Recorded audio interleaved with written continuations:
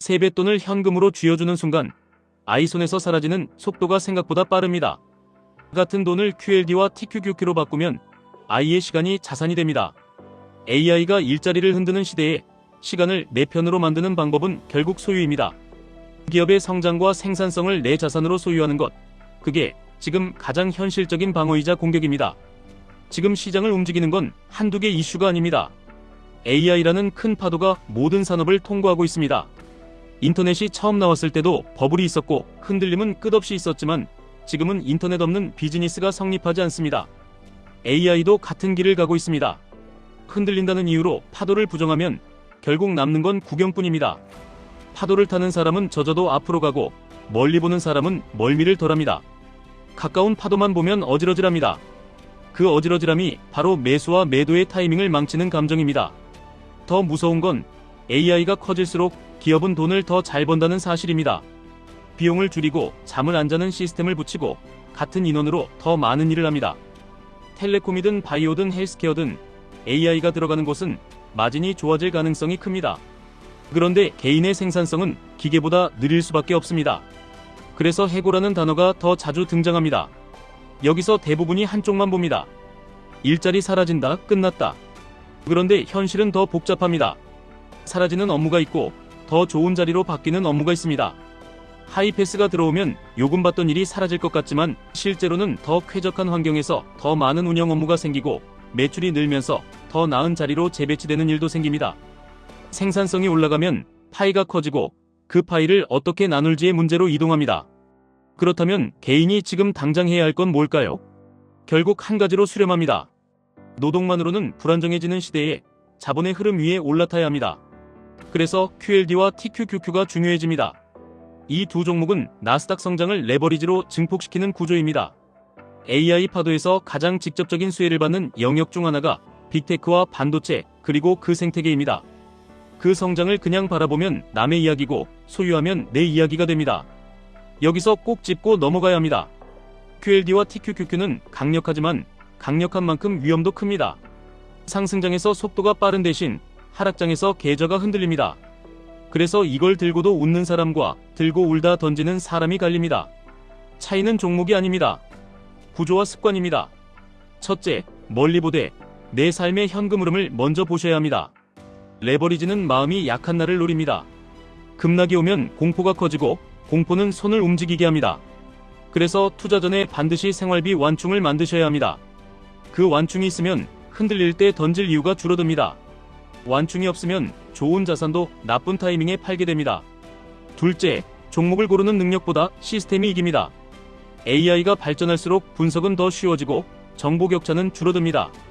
예전처럼 누군가만 아는 종목을 찾아 큰돈 버는 시대는 점점 어려워집니다. 그래서 ETF가 강해집니다. 편리함은 시장을 이깁니다. 집 전화가 사라진 것처럼 불편한 금융은 계속 밀립니다.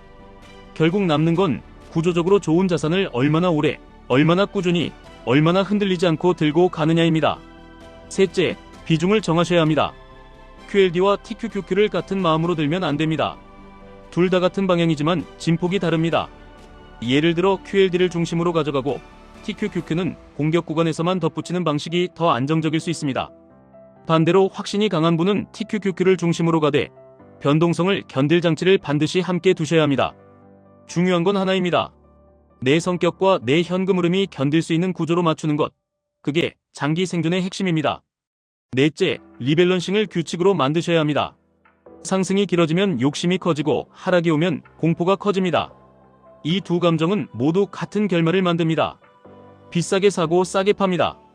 그래서 규칙이 필요합니다. 일정 기간마다 비중을 점검하고 과하게 불어난 쪽을 줄이고 줄어든 쪽을 채우는 단순한 리듬이 결국 수익을 지킵니다. 시장이 흔들릴수록 단순한 규칙이 강해집니다. 이제 세뱃돈 이야기로 다시 돌아가겠습니다. 아이에게 세뱃돈을 줄 때 부모 마음은 같습니다. 행복해했으면 좋겠다. 필요한 거 사줬으면 좋겠다. 그런데 AI 시대는 선물을 바꾸라고 말합니다. 소비 선물보다 금융 문해력 선물을 주셔야 합니다. 아이에게 계좌를 만들어주고 작은 금액이라도 QLD나 TQQQ 같은 성장 엔진을 보여주고 왜 이게 돈이 되는지, 시간이 왜 중요한지, 복리가 왜 무서운지 이걸 반복해서 경험하게 해주셔야 합니다. 이건 지식이 아니라 습관입니다. 습관은 인생을 바꿉니다. 많은 분들이 이렇게 말씀하십니다. 아이한테 돈 얘기하면 속물되는 거 아닌가요? 그런데 돈을 부끄러워하는 문화가 아이를 가난하게 만들기도 합니다. 돈을 귀하게 여기고 돈으로 선한 일을 하는 법을 가르치면 됩니다. 돈은 도구입니다. 도구를 제대로 쓰는 사람이 세상을 바꾸고 가족을 지킵니다. 아이가 큰 집, 비싼 차만 떠올리게 두지 마시고 돈이 있으면 할 수 있는 좋은 일들을 같이 이야기해 주셔야 합니다. 누군가는 다친 사람을 다시 걷게 하고 싶어 할 수 있고 누군가는 더 안전한 교통을 만들고 싶어 할 수 있습니다. 그 비전은 돈이 있어야 현실이 됩니다. 그리고 한국이 일본처럼 될지 혁신 쪽으로 갈지는 결국 자본이 어디로 흐르느냐에 달려 있습니다. 부동산으로만 쏠리면 혁신 기업이 자라기 어렵습니다. 미국은 장기 자본이 주식시장으로 흘러가게 만든 장치가 있었고 그게 기업 성장과 개인 자산을 같이 키웠습니다. 우리도 개인 차원에서 할 수 있는 건 분명합니다. 내 가정의 자본 흐름을 바꾸는 겁니다. 월급만 바라보는 구조에서 기업의 성장도 같이 소유하는 구조로 옮기는 겁니다. 가장 많이 나오는 질문을 정리해 보겠습니다. 레버리지는 위험하지 않느냐? 맞습니다. 그래서 적은 금액으로 시작하고 비중을 낮게 잡고 규칙을 세우셔야 합니다. 레버리지는 칼과 같습니다. 요리도 하고 다치기도 합니다. 손에 쥐기 전에 장갑을 끼셔야 합니다. 그 장갑이 현금 흐름, 분산, 비중, 리밸런싱입니다. 지금이 고점 같아서 무섭다. 그 감정이 가장 정상입니다. 그런데 시장은 항상 무섭습니다. 무섭지 않은 구간은 이미 비싼 경우가 많습니다. 그래서 한 번에 들어가는 방식보다 시간을 쪼개는 방식이 유리합니다. 매달 일정 금액 혹은 세뱃돈 같은 이벤트 자금으로 나눠서 들어가면 타이밍 스트레스가 줄어듭니다. 타이밍 스트레스가 줄어들면 장기 보유 확률이 올라갑니다. 아이 계좌는 어떻게 굴리느냐? 핵심은 교육입니다. 수익률을 자랑하지 마시고 과정으로 대화하셔야 합니다. 이번 달은 왜 내려갔는지, 기업은 왜 돈을 버는지, AI가 왜 생산성을 올리는지 이런 이야기를 식탁에서 자연스럽게 하셔야 합니다. 아이는 숫자보다 부모의 태도를 복사합니다. 마지막으로 한 가지를 더 말씀드리겠습니다. 10년 뒤를 가정하면 답이 더 선명해집니다. 그때 대부분은 이렇게 말합니다. 알고 있었는데 용기가 없었다고요? 월급이 끊길까봐 무서워서, 귀찮아서, 바빠서 미뤘다고요? 그런데 AI 시대는 미루는 사람에게 더 가혹할 수 있습니다. 노동의 가치가 떨어질 가능성이 커지는 만큼 자본의 가치가 상대적으로 더 중요해질 수 있기 때문입니다. 그래서 지금 시작하셔야 합니다. 큰 돈이 아니라 구조를 시작하셔야 합니다. 계좌를 열고 작은 금액으로 QLD와 TQQQ 같은 성장 엔진을 내 삶에 연결시키는 순간 파도는 위협이 아니라 기회로 보이기 시작합니다. 지금까지 1분 투자 하이젠버그였습니다.